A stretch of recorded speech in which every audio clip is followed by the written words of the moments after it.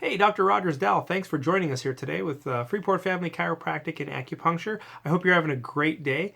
If you didn't get a chance to see our last video, I suggest you go to our Facebook page and take a look at it. Basically, I talked about spinal decompression. And today I want to kind of extend the conversation about that into the certain conditions that we see and treat and use that spinal decompression therapy along with the chiropractic manipulation here in the office. So I talked about disc degeneration or disc disease, stenosis, disc herniation, sciatica, and one other one was facet syndrome. And as I kind of work through this and talk through this, you'll kind of see how all of them kind of play into it, and to a certain extent, they're all kind of meshed in together, and they're very much related. So let's start with it. So degenerative disc disease. So here we have a vertebrae, and when we're born, our discs basically are primarily water. And as we get older, basically the purpose of our discs is to provide a shock absorption between these vertebrae, and it allows us flexibility in the spine so we can start to move. It's when we start to lose that flexibility that as we get older, the discs start to deteriorate, they degenerate, they start to lose water, and as they dehydrate, they basically have a thinning effect occurring to them where basically as they start to thin out, what can start to happen is the cartilage on the outside here, this tough cartilage, starts to get torn in little bits at a time. And then this part in the middle here, this nucleus is what we call it. Think of it like a jelly-filled donut. You have this tough outer cartilage on the outside protecting this jelly on the inside. This all of a sudden can start to ooze to the side here, and then as it starts to ooze because of this disc starting to wear itself away and thinning out, it can start to push and have a disc herniation. So that's where all of a sudden you have degenerative disc disease that can potentially lead to a disc herniation. The other thing I mentioned is sciatica, or something called radiculopathy. Radiculopathy is something where a nerve is being irritated and it radiates down the track of that nerve. So for instance, if I have a nerve that starts in the neck which goes down the arm, a potential disc herniation in the neck can cause numbness, tingling, pain down in the arm. That's what we call a cervical radiculopathy, where it's going down the arm, or something called a lumbar radiculopathy, where it's going down the leg.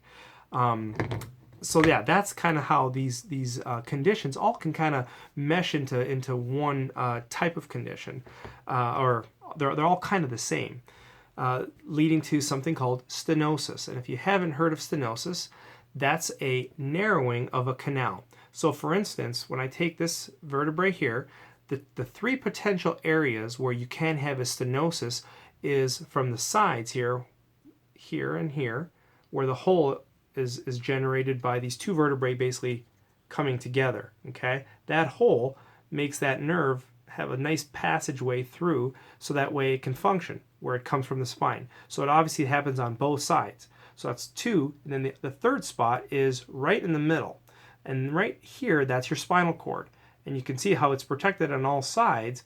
But what starts to happen is that hole can actually have a narrowing also with this disc. If it starts to thin out, those two vertebrae start to approximate each other, and as they approximate each other, this hole gets smaller and that hole can get smaller. The other way that hole can get smaller is if this disc starts to herniate right through the middle. And I'll show you what I mean by that. This is an example of a disc where the jelly in the middle starts to push its way out to the side, and when it does, it pushes its way this way, irritating that nerve. So that's one way that you can have a stenosis, or basically a disc herniation. Or the other way is if that disc pushes straight back and then it oozes this way, and then when it does, you're getting a disc bulge. That's a central stenosis, or a central disc herniation hitting the spinal cord. The other one that I mentioned is the facet syndrome, actually. So the facets are the joints that are made when these two vertebrae come together. So as they come together, you'll see that the vertebrae here, that facet, and this facet, if I pull those apart right there, that's the facet. So a facet syndrome is where that joint is actually being irritated through whether it's wear and tear of the actual joint where the cartilage there is starting to wear away. You can have what's called a hypertrophy, or a building and a thickening of the material or cartilage in that area. That can cause irritation, which can irritate that nerve because it's very, very much approximated and very close to that area. And then you can now also have inflammation and swelling due to all the arthritis or wear and tear that's going on there. So all these things are kind of related. We just have to pick out which one it actually is. And then, like I said, they all respond very, very well to spinal manipulation, but also the decompression therapy that I was talking about. So as we basically do the decompression, if you're laying down this way, basically on your back, okay, as the decompression occurs, its job is to help open up and literally decompress and provide a force, an axial force, where it's pulling you apart this way.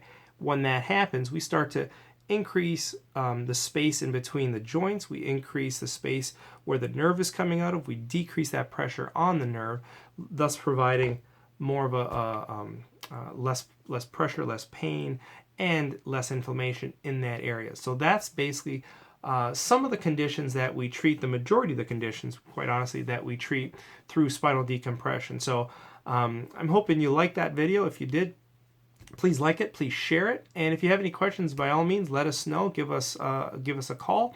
And again, we're here to help. So thank you very much for listening. I appreciate it. Bye-bye.